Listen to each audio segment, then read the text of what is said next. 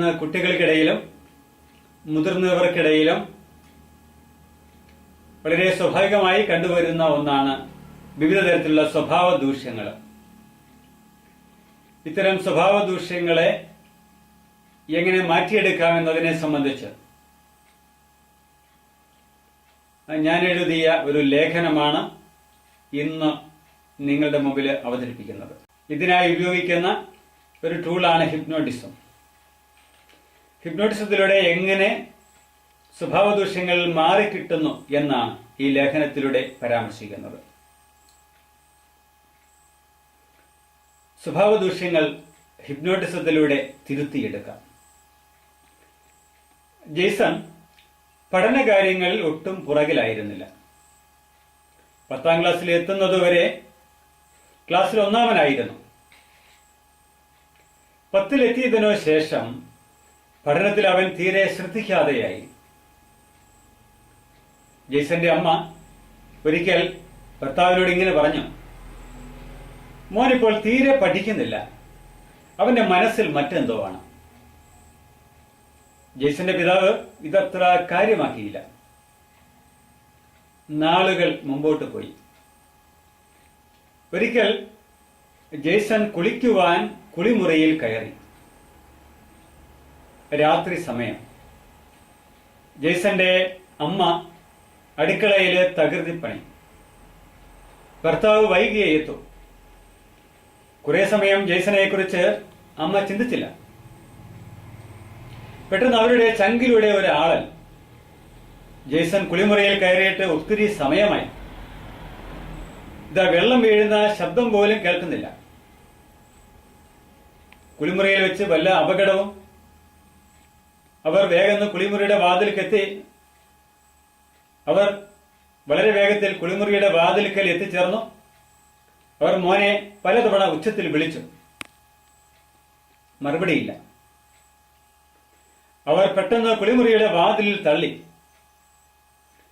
വെള്ളം വീണ് ദ്രവിച്ചിരുന്ന വിജാഗിരികൾ പൊട്ടി. കുളിമുറിയുടെ കതക് കുളിയിലേക്ക് തന്നെ പറഞ്ഞു വീണു. ആ അമ്മ ഒരു നിമിഷം പകച്ചു നിന്നു. ജെയ്സൺ മൊബൈൽ ഫോണിൽ ചില അശ്ലീല ചിത്രങ്ങൾ കാണുന്നു. എല്ലാ വ്യക്തികളുടെയും പെരുമാറ്റത്തിൽ എന്തെങ്കിലുമൊക്കെ ചില സവിശേഷതകൾ കാണും. ചിലത് നല്ലതാണെങ്കിൽ ചിലത് ചീത്തയായിരിക്കും. എല്ലാ സ്വഭാവവിശേഷങ്ങൾക്കും പിന്നിൽ തക്കതായ ഒരു കാരണമോ പ്രേരണയോ ഉണ്ടായിരിക്കും. ഇവ പലതരത്തിൽ ഒരു വ്യക്തിയിൽ കാണപ്പെടുന്നതാണ്. ഒന്ന്, ശാരീരിക പ്രായവുമായി ബന്ധപ്പെട്ടത്. 2, പരമ്പരാഗതമായി കുടുംബ വഴിക്ക് വരുന്നത്. 3, മറ്റുള്ളവരുടെ ദുഷ്പ്രേരണയ്ക്ക് വശംവദരായി ഉണ്ടാകുന്നത്. 4, സാഹചര്യത്തിന്റെ സമ്മർദ്ദത്തിലൂടെ കടന്നു വരുന്നത്.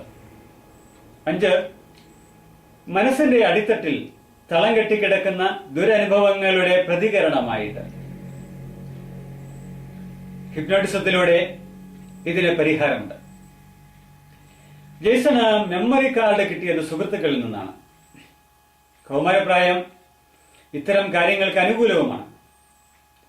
ജെയ്സന്റെ സ്വഭാവത്തിലും പെരുമാറ്റത്തിലും ഉണ്ടായിട്ടുള്ള വ്യതിയാനം പരിഹരിച്ചത് ഹിപ്നോട്ടിസം എന്ന മനഃശാസ്ത്ര പ്രക്രിയയിലൂടെ ആണ്. ജെയ്സനെ പോലെ അനവധി പ്രശ്നങ്ങൾ നേരിടുന്ന കൗമാരക്കാരും യുവാക്കളും മുതിർന്നവരും ഇന്ന് നമുക്ക് ചുറ്റുമുണ്ട്. കൊച്ചുകുട്ടികളിൽ പോലും സ്വഭാവ വൈകല്യങ്ങളും വൈകൃതങ്ങളും ഇക്കാലത്ത് റിപ്പോർട്ട് ചെയ്യപ്പെടുന്നു.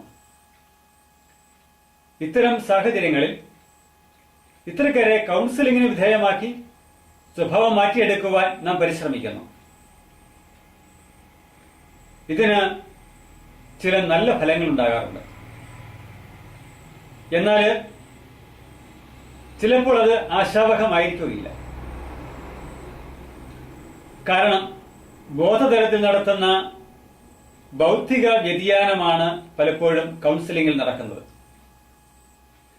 പലപ്പോഴും ഇത് പോരാതെ വരുന്നു എന്നതാണ് വാസ്തവം.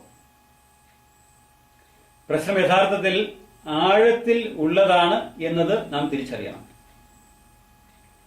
ഇത് ഗ്രഹിച്ചു കഴിയുമ്പോൾ ഹിപ്നോട്ടിസം പോലുള്ള മനഃശാസ്ത്രപരമായ തെറാപ്പികൾ കുട്ടികൾക്ക് നൽകേണ്ടി വരും, അല്ലെങ്കിൽ ഇത്തരം സ്വഭാവ ദൂഷ്യക്കാർക്ക് നൽകേണ്ടി വരിക സാധാരണമാണ്.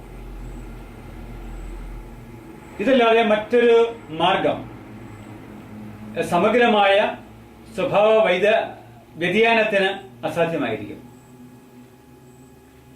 ഹിപ്നോട്ടിസം പോലുള്ള മനഃശാസ്ത്ര ചികിത്സകൾ കൊടുക്കുവാൻ നല്ല അറിവും വൈദഗ്ധ്യവും കൈമുതലായിട്ടുള്ള സൈക്കോളജിസ്റ്റുകളെ സമീപിക്കേണ്ടതാണ്.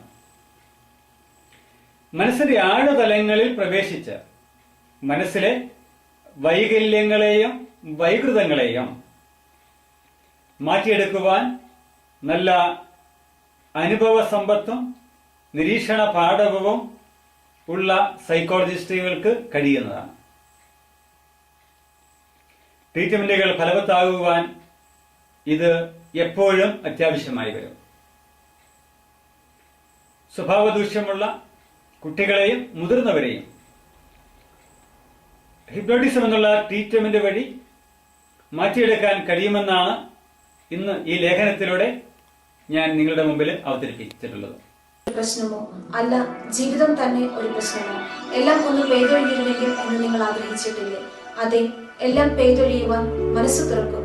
നിങ്ങളുടെ സഹായത്തിന് help line numbers 9496379230, 9847304999, email @gkalapura@gmail.com, counselorsforum@gmail.com.